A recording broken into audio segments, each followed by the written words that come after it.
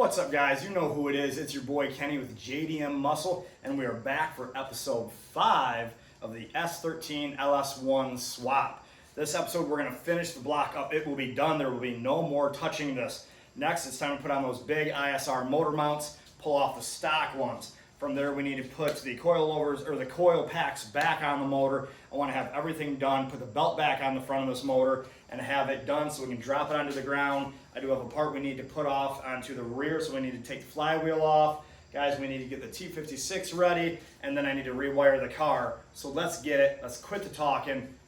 Be prepared, guys. All right, guys, let's remove these 4 15mm bolts. That way we can get off the old motor mount and we get on the new shiny ones.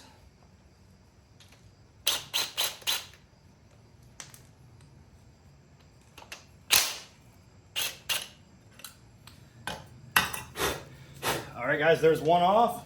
Guys, so I'm going to do my best I can to explain what's going on with all the pieces on the ground. So basically what we've got going on is this is the ISR brand new LS Swap engine mounts. Comes with the 2 mounts that go right to the block.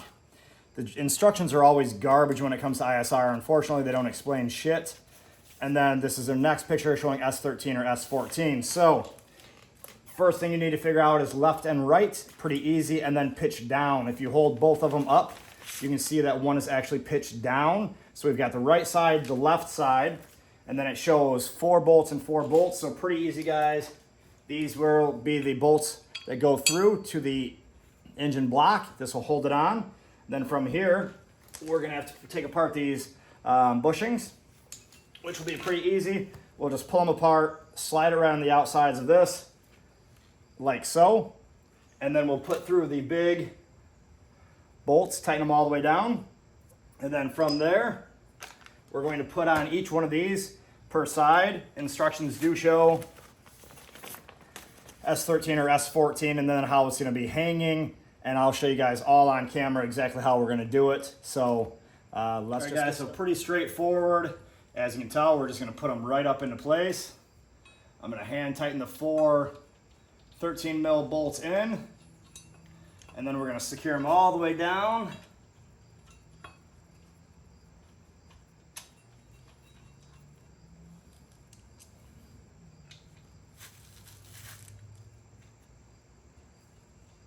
That's the one downfall, guys. I don't really like the instructions that ISR gives. I just don't feel like they're ever all that great or instructional, especially when it comes to the T56 swap parts. I just feel like they could have went in depth a little bit more, maybe even on Njuku's page, put a little more instructions. So let's tighten these 13 mils down real quick.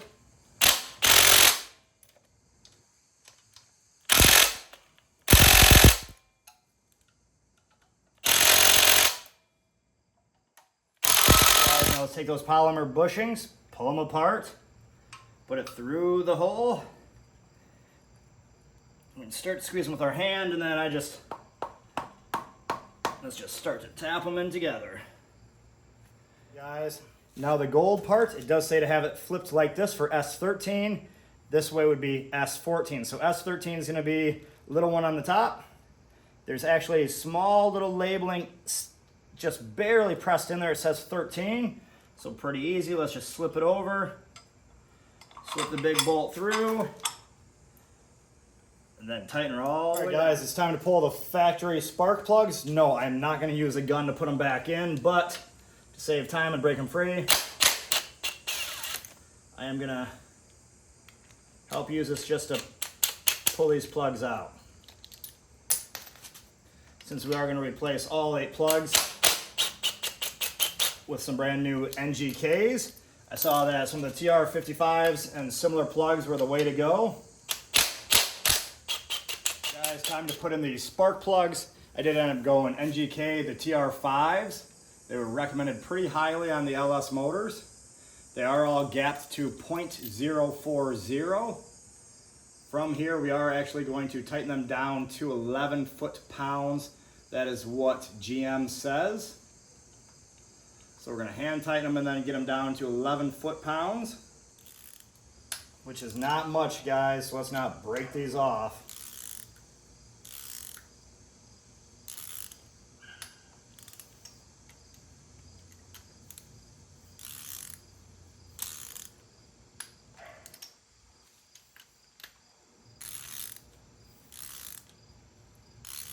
Guys, let's put the coil packs back on. Pretty easy. Let's not mess up the paint. Lay them into place. Then we'll put all the bolts right back in.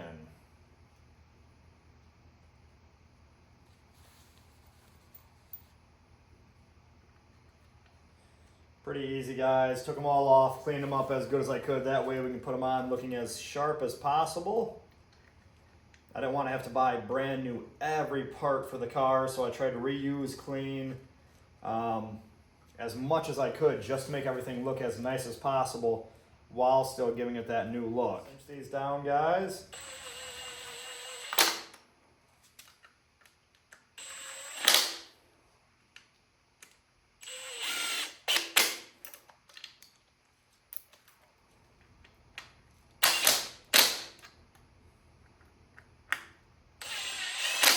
All right, guys, can't lie. I thought I was making really good progress on the car. And then a friend had reminded me about a couple of the parts, alternator being really just too high to make everything work. And the fact that they make a relocation bracket and parts. So unfortunately, we are gonna pull off the alternator and then everything to do with the power steering. And then we're gonna have to order all these brand new parts, which will move the alternator down to this new location and shift this all up. So I guess let's stop talking and start ripping.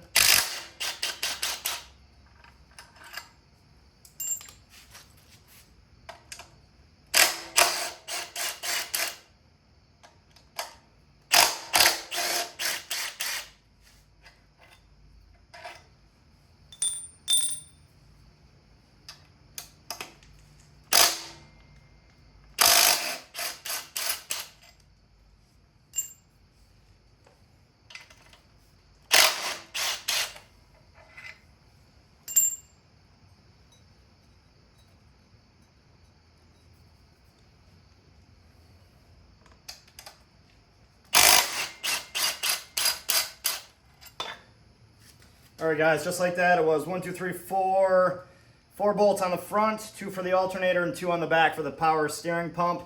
And it is officially all the way out. Remove the wheel from the power steering pump itself. Now, they do make a tool that you can actually borrow from AutoZone, luckily. It is an OEM power steering pulley remover. $40 to rent it from AutoZone. But of course, you get your money back when you return it. So it's pretty simple. Comes with a piece like this.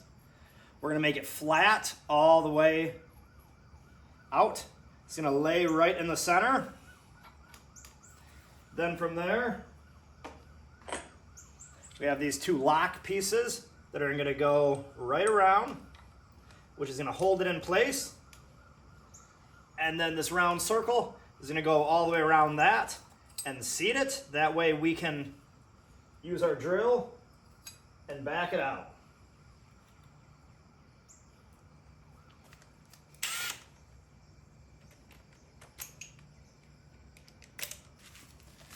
Just like so.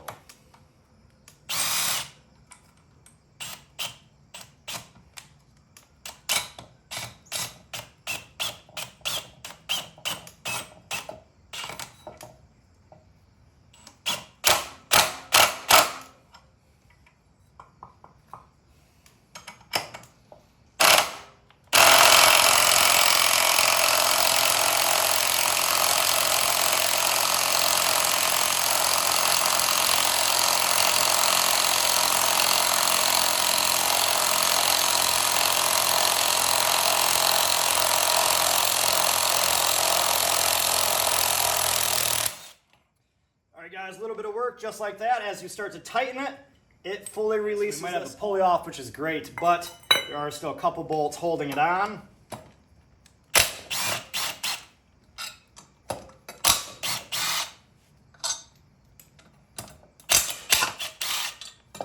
From there, we can see that power steering pump is all right, guys, so since we are waiting for a couple parts to come in to be able to finish up the motor, of course, all those brand new brackets. Over here, I did have a couple broken studs from the old headers, which I was trying to remove, bought a bunch of extractor tools, and both of them did break off. Just my luck. One thing that I did not like was his old wire setup. He just had wires all over. So I am going to take everything off, put it up against the firewall, and just redo it. I don't like this big mess. I'm probably not going to show all this on camera, but it is most important that I get this off. I officially knocked the pin out. Here it is. Like I said, just a small little pin that we're going to need to put back in there. And now this is free to come out. Now that that's out, this is the next one we're going to use. It's actually description-wise parts. It's going to say T56 clutch adapter fitting. So same thing, once we pop this all the way in, we're going to have to put that little set screw in and push that all the way through. Then it will lock this into place. So pretty easy. You can see the bleeder block set up right here. It's easy. There's only two ends, right? This is going to be the bleeder screw on this side. And then, of course, on this side, we're going to use the number 3 M10 1.0 convex screw. That's going to go right here. And then, of course, this is just going to go super simple. This is an 11 millimeter. Tighten that up. This is a 13. Guys, that is now done. Tranny is ready to start to go in. We just have to fill fluid and everything else once it is in the car. Last thing we'll have to hook up, of course, once we get this closer to being in, is going to be that main line going to the clutch master cylinder itself, which is going to be the big one. This is that clutch line. Pretty easy, so set this to the side. We will need this. Now getting everything ready for the master slave cylinder. Of course, we had to put this new piece in. Now that fitting is the, let's see if you can see it, kind of hard to see. It is the E-brake fitting. That's going to be this one right here to allow this end to screw onto. And then, of course, the other part is going to go down to the T56 transmission. All right, guys, so great news is my all-new LS steering bracket relocation kit and alternator relocation kit is in. Bad news is the directions are shit.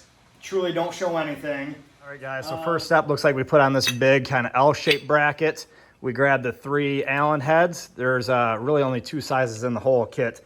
All of them are matching size, or you have the extremely long ones that I'll show you next. But these 3 are going to go in here, so I'm going to cinch these down. From what I get, that's step 1. Next step looks like 2 big spacers plus the big long screws. Those are going to sit like that. From here next, it looks like we're actually going to put the power steering pump back on, set it between here, bolt from the back, and then 2 bolts from the front. So as you can see, this bracket is all good. We are set there. Now the bottom one for the alternator swap, of course, I did try to, holding this in place was extremely hard, but I do want to make sure, since we do have to tap and drill, or drill and tap our own hole on the side of the block here on the 485360, whatever it may be, I did tighten this all the way into place. I did buy a new drill bit, and I'll show you what I'm going to do here. I want to keep this hole as straight as we can, so like I said, I'm going to basically use this as a guide to get started.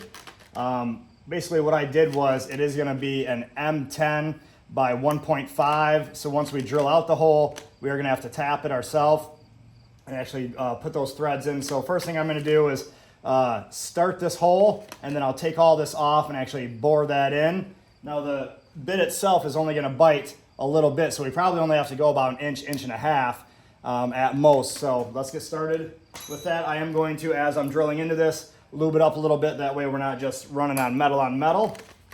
But that's guys, so of course I just went all the way through the long shaft, held it straight. I do have a hole started. So from here, I'm not gonna rush it. I'm just gonna hold into it, and we're gonna slowly drill this hole out.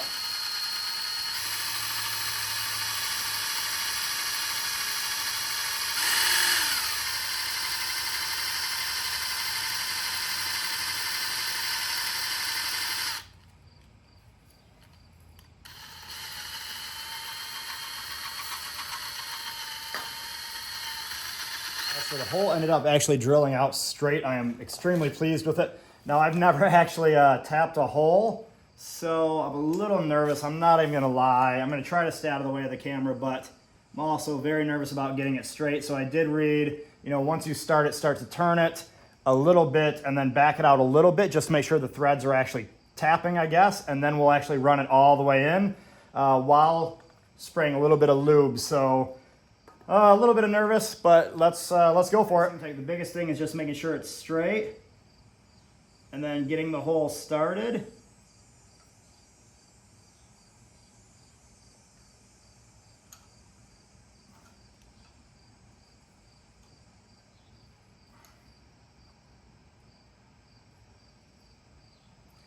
All right, guys, so now that I've started, they said back it out a little bit to make sure you're going, and then get right back into it. I'm gonna put a little bit of lubricant just because, I'm gonna be honest, guys, I don't know what I'm doing. We're a part-time drifter, part-time YouTuber.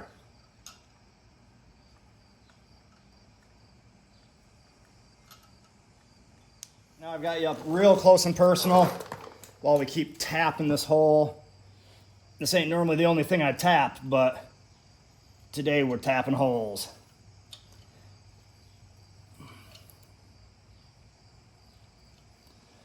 Super nervous about it. Don't want to mess up.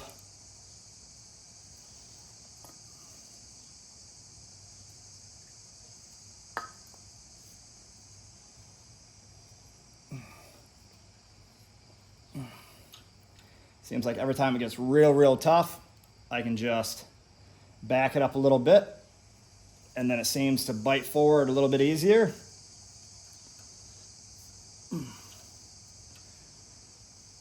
All right, guys, so I went in as far as I had drilled, so let's back it out.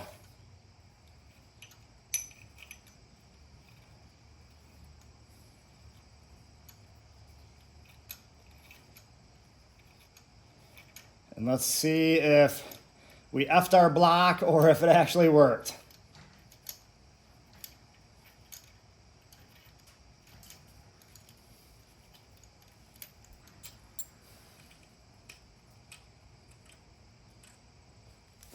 All right, I'm gonna pour a little bit of WD-40 in there. Just try to push out all that crap.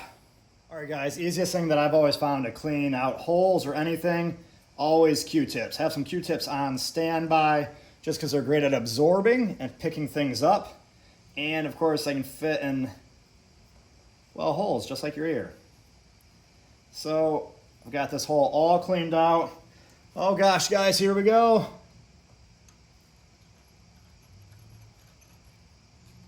Holy shit. We've got it, guys. We did it, tapped our own hole. How exciting.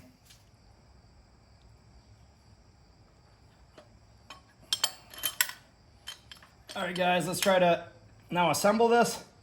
Super hard doing it by yourself, but sometimes we gotta do with what we can.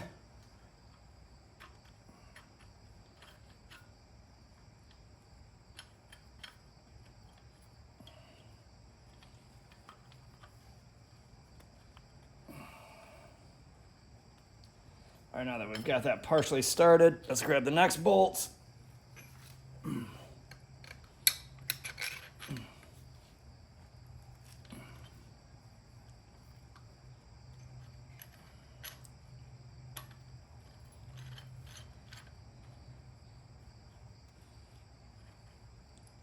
All right, guys, so we've got both started.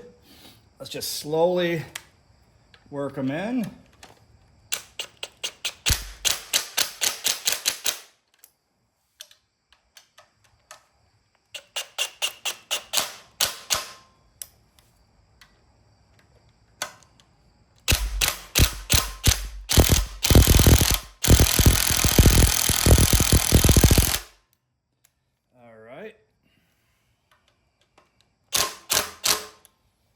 All right, guys, alternator bracket is on. Now we just need to add this pulley wheel and tighten this down. And now we've got the brand new alternator relocation bracket. All right, guys, next from here, we can screw these back in. Get this bracket back on.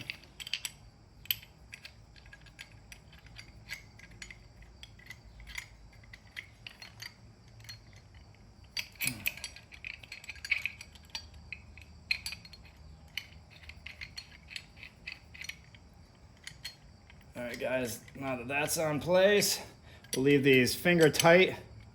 That way we can get the power steering pump into place as well, and then we'll tighten everything down.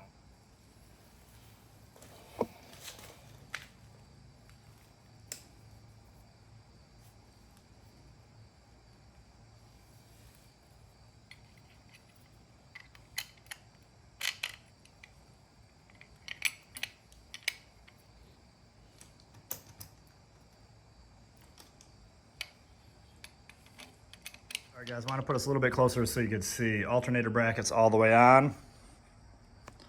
1, 2, put the wheel on. And then, of course, these are still loose. So this is how it's going to go. Bottom one here, spacer up through here, small little spacer. Tighten that spot in. Coming around the backside, of course, we just need to tighten up this.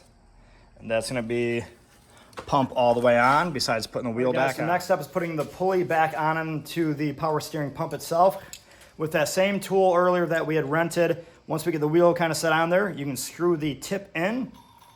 This will sit flat onto the wheel itself. All right, guys, and now that we're on, let's just start tightening this down until we push this all the way on. Might have to get a little leverage on it. Try not to stand in the way of the camera.